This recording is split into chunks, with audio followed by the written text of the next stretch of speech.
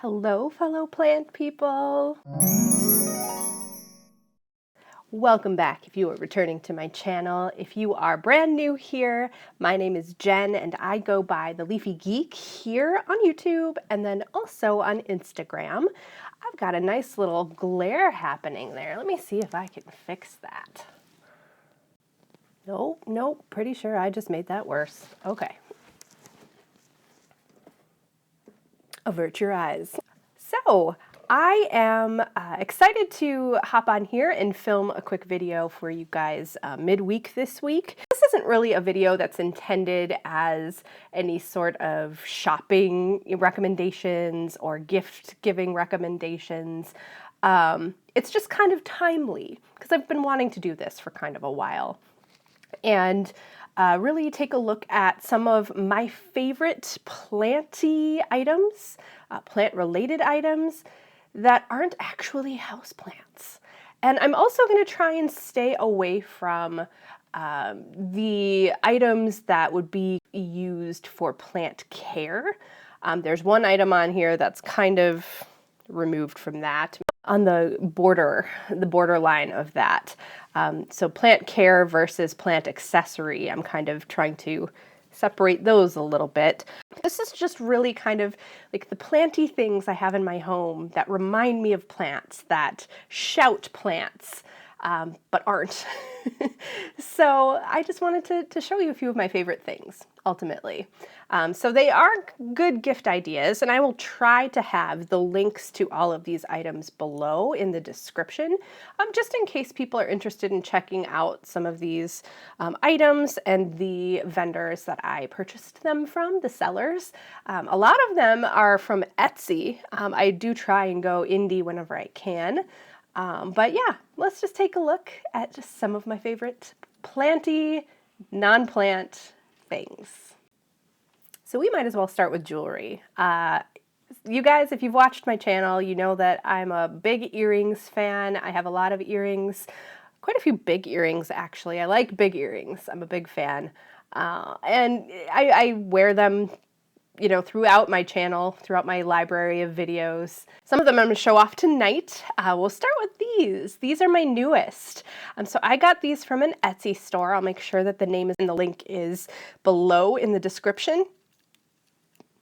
But these are just really cute little laser cut wood earrings, and they are mushrooms. I'm kind of obsessed with mushrooms and fungi right now. It's a weird thing. I'm growing my own culinary mushrooms, and I just think they're so cute. And these are really the perfect size. I love that they hang a little bit low, so they're more free moving. But also, you know, I like this, the earrings that have this like circle cut border on them, from these laser cut ones, because I obviously have long hair and it's really easy for my hair to get caught in my earrings and vice versa. So I like how they're just kind of contained, but they're still statement earrings, and I'm a big fan. I have quite a few planty themed earrings. I'll just show you a few of my favorites here. And I'm sure, like I've said, you've probably seen me wear these. I'm not going to tell you which videos I'm wearing them in though. You'll just have to go find them. So I have these really cute ones that I also got on Etsy, and they're just simple kind of metal cutout leaf earrings, and then they have this really pretty green bead. Let's focus here, camera. I don't know if that's focusing very well, but they are just very simple and just very cute. I like the addition of the beads on these. And then these beautiful Monstera earrings. I think I found these from Becca de la Plante. She featured them in one of her favorite planty things videos in the past. And so they are also laser cut wood. Yeah, I mean, they're just gorgeous. I love just the simplicity of the wood earrings as well. And then these are also earrings that I purchased off of Etsy, and they're just like, they're Tree of Life earrings that are really pretty. I love that tone, and it doesn't really seem to get too lost since I'm a brunette to have brown earrings on, but I love the naturalness of them. These ones I'll also show you. I'm actually not sure where these were purchased from because these were gifts. A friend of mine gifted these to me. But knowing her, I'm assuming they were either Etsy or a local artist she knows. But yeah, just more leaf cutouts. So I love accessorizing myself with planty things. I've got a few rings as well. Oh, I might as well show you this. Like a few of my rings. I'm a big ring wearer, but this was a recent purchase, and they are like leaf fronds. They kind of look like feathers, but I think they're actually, it's a sterling silver. There we go. Yeah, just a really simple, pretty way for me to remind myself that this is a big part of my life, as if I could escape it. But yeah, I'm just a fan of jewelry and a fan of earrings, and those are some of my favorite planty ones. Next up is plant clothing. So I just, when I see something I like, even if it's not really fashionable, but it's funny to me, or it has some sort of, it stirs some sort of emotion in me when it comes to clothing, I'm in. I'm a big, big advocate for comfort with your clothing, but this was just kind of a winner all around. So I have here a t-shirt. It's an oversized t-shirt. I usually style it knotted on one side, so it's kind of loose and comfortable, but then kind of fits me in the best possible place, where I'm the skinniest. But this is a Herbology, just a printed t-shirt. And if some of you guys are Harry Potter fans, you know that Herbology is a class offered at Hogwarts. Probably a whole like science and like career path for people. But this particular one says Hogwarts School of Witchcraft and Wizardry, Herbology. And then it has kind of those retro, vintage, kind of that concept of like floral or botanical prints. But they're all magical, botanical creatures or creations or plants that exist in the world of Harry Potter. So it's just kind of two birds with one stone. If it's Harry Potter and it's plant related, I'm probably going to buy it. So you see we've got here the mandrake root hanging out right there. We've got, what else we got? Oh, and they're all kind of, they're numbered. And so they're all kind of underneath, there's the key down below here. We've got leaping toadstools, so like these little mushroom guys down here. Just all of them. Gillyweed is on here. Shrivel figs. Fanged geraniums. The geraniums have fangs.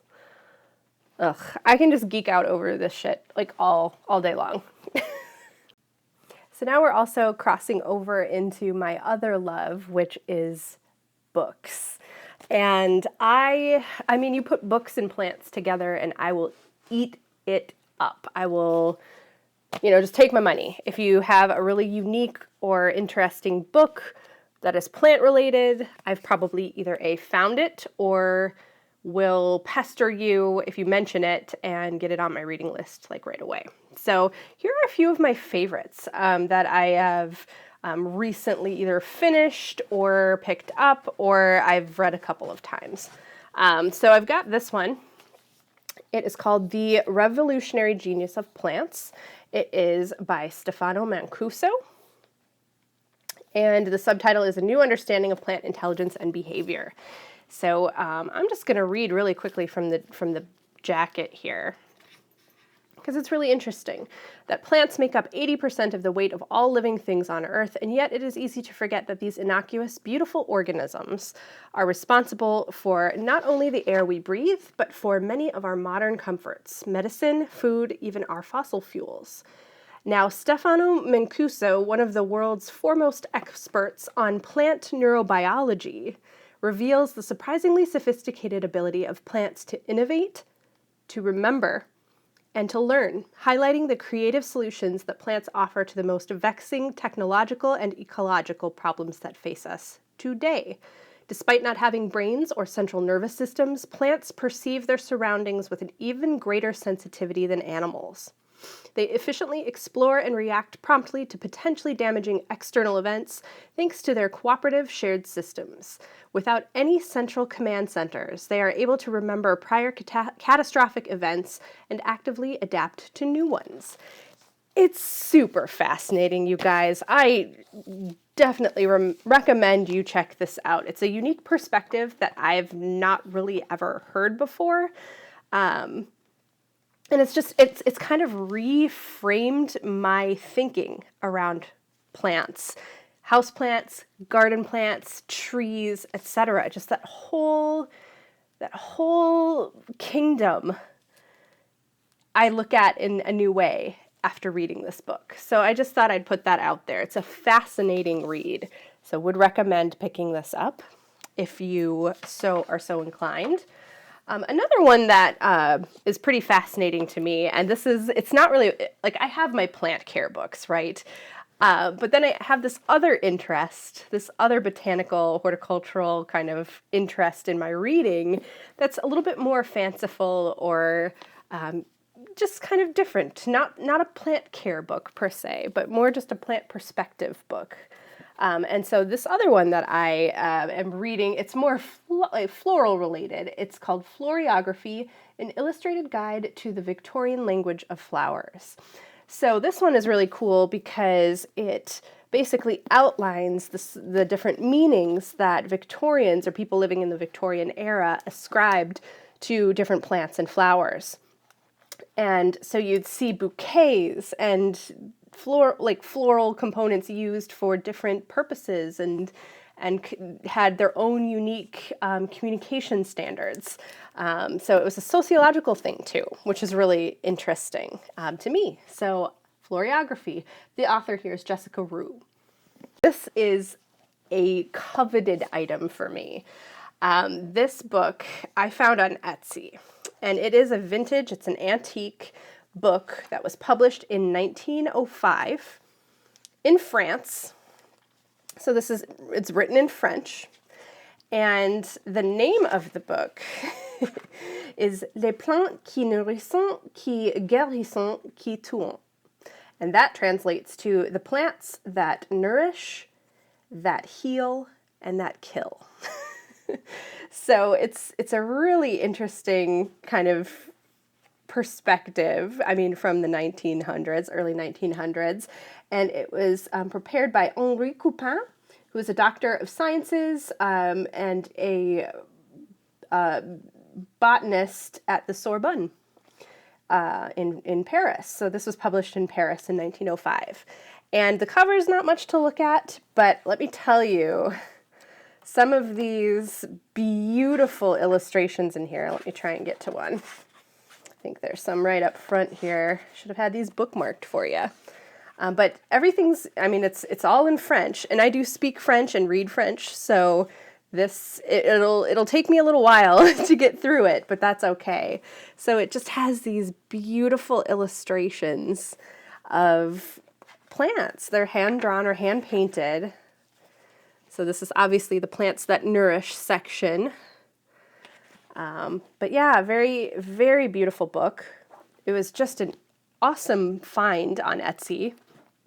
And you can also tell with these old books that they are, you can see if you kind of hold it right under the light, that you can see the impressions from the other side where the plate's pressed into the paper, which is just, I geek out over that stuff.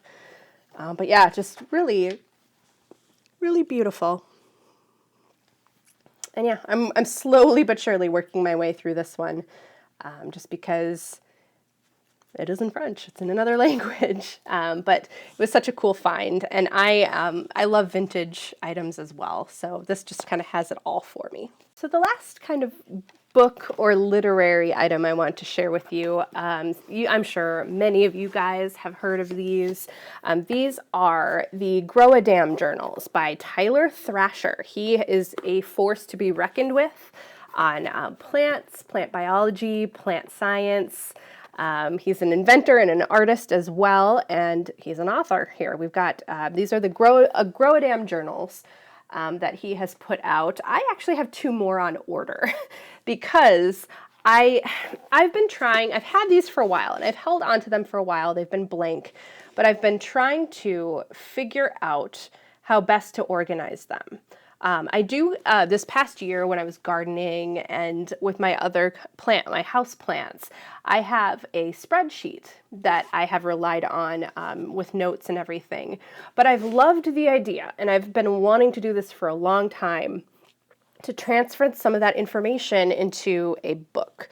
Because for me, I love the tactile experience of writing things down.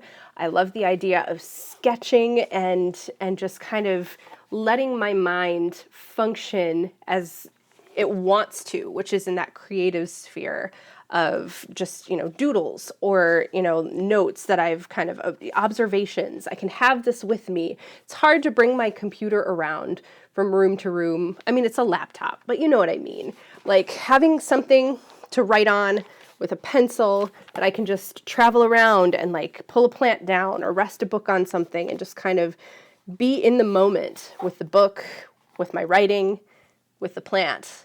There's something appealing about that to me, and it always has been. So ultimately, these are going to be filled. This is the table. Okay, so I should probably just kind of give you a quick tour of these because they're really neat.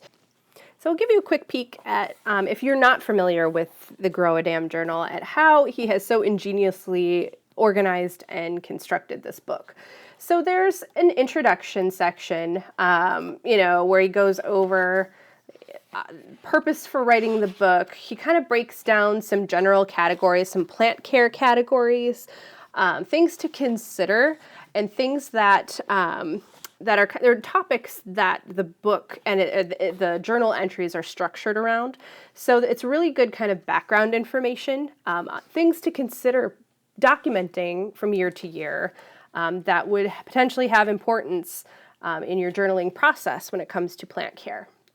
So some really good suggestions in here about how to, utilize this journal. And then he's got an entry index right up front. So all of the different entries that have page numbers later in the book, they're here. So you have basically a way to construct a table of contents. You can see here this book is reserved for my Hoyas, and you can see how it's pretty much almost full.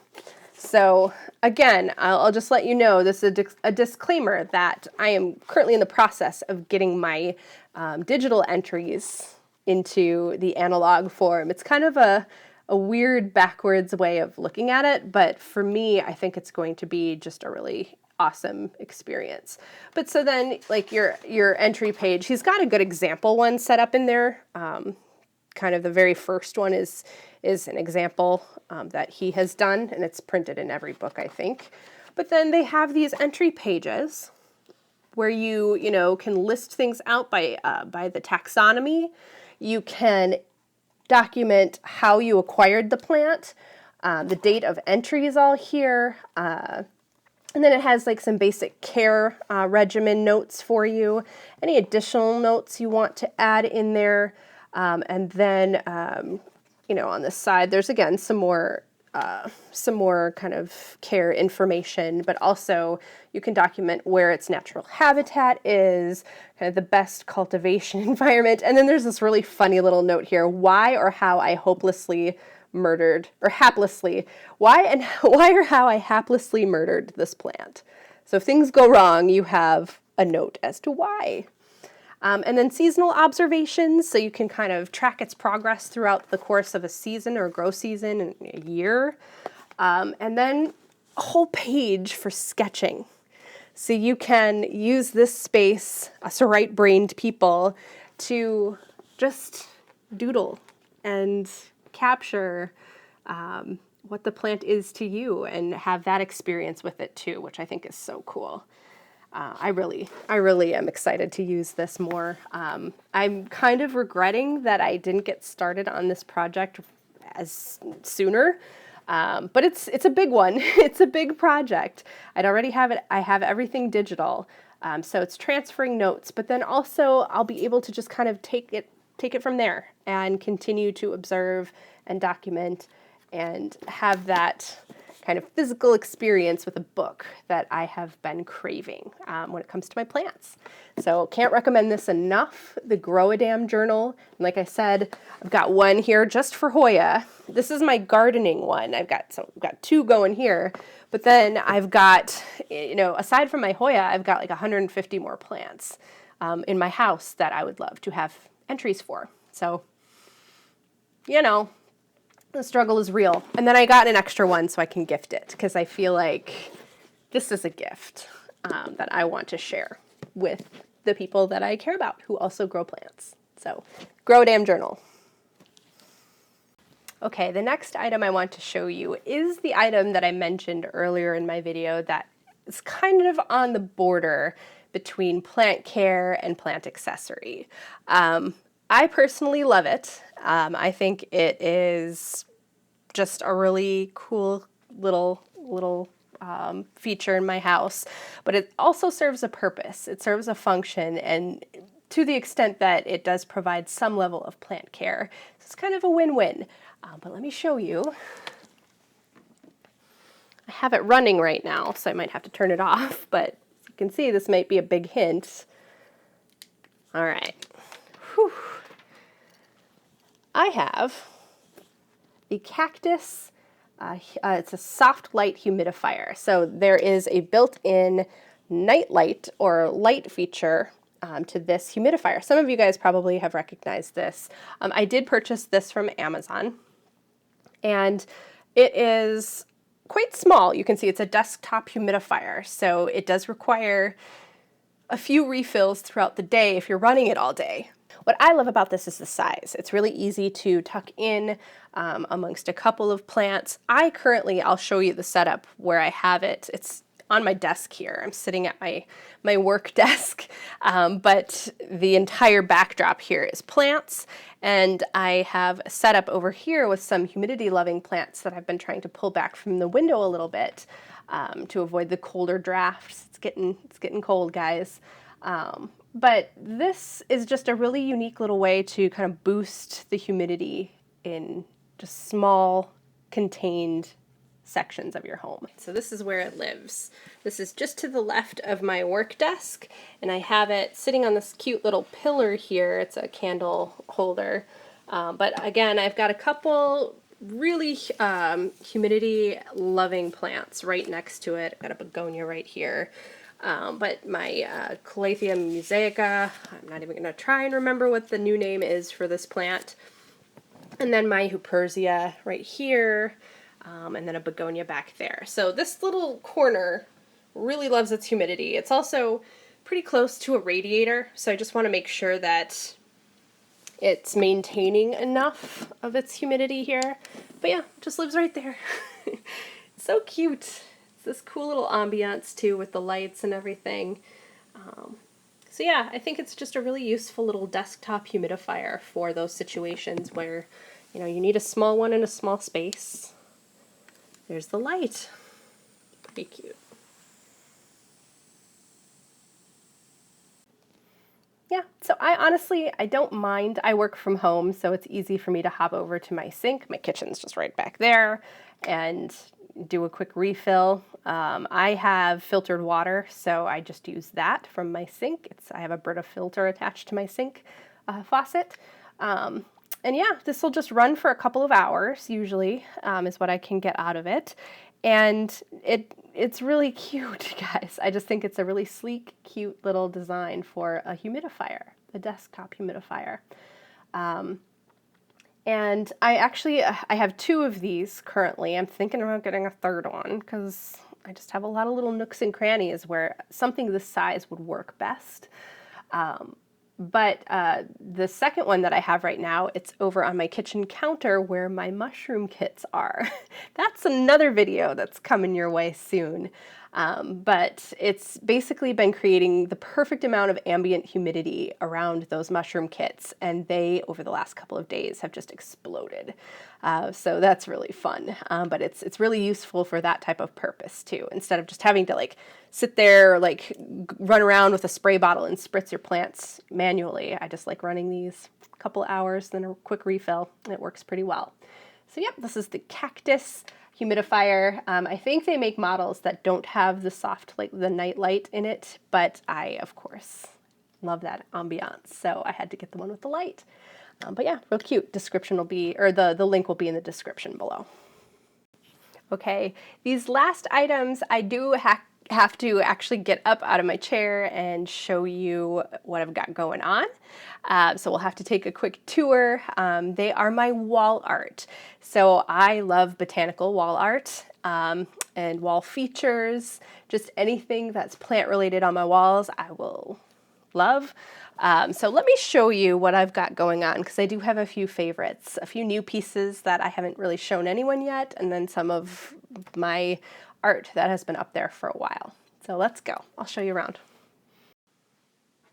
All right, so this is in my living room still, my little Yule display right here. But I have this piece. This is an art piece that I got off of Etsy as well, and it's a light up wall hanging made out of the skeleton of a Cholla cactus. That's what this is. And then the mushrooms are some kind of silicone or rubber. Quite, you know, they're sturdy, but they're backlit by these beautiful lights. And I just have this little copper wall hanging here, this copper colored wall hanging with mushrooms. See, it is a bit of an obsession, I think. But I really do love this. It's just the perfect little size for this gap I had on my gallery wall. This is my Arizona gallery wall. I used to live in Arizona. But this is what this looks like. And I just think it's the perfect little addition to this wall. It's about, I'd say, 18 to 20 inches long. And yeah, probably like 2.5 to 3 inches wide. I don't think it's quite 3 inches. But yeah, it's just this cute little art piece. I know the artist makes different colors and different sizes of this, this light. And then there's just a little battery pack on the back that it takes, I think, 2 AA batteries to power this thing. But yeah, it's a cute little mushroom Cholla lamp. All right, now we are entering my plant room. You guys are familiar with this space as well. And I've got a few new pieces on my walls in here. It was very white for a while, and so I wanted to kind of fill that space. So this new wall hanging, again with that vintage style botanical diagram. I have one for trees, which I love. I really love this. It came with this this rustic wood, kind of reclaimed wood easel frame, if that's what you call it. It's a hanging piece, but then it just has some a strip of wood at the top and at the bottom to kind of weigh it down and have it lie flat on the wall. But I really do love this piece. And then the other thing I wanted to show you in here, this is set up for like my idea board for plants, but I have this, again, that vintage botanical print style. This is actually a tea towel or dish towel that is all ferns. So carrying that planty theme over here. And the other thing I wanted to show you quick on my walls in here, well, this is actually on my the closet doors. I've got these vintage looking postcards, and these are all these are all psychotropic plants. So the plants that make your brain go funny sometimes. So kind of neat, kind of a neat theme I've got in here with those. That might be my favorite. Artemisia absinthium, that's kind of cool. I like that one a lot too.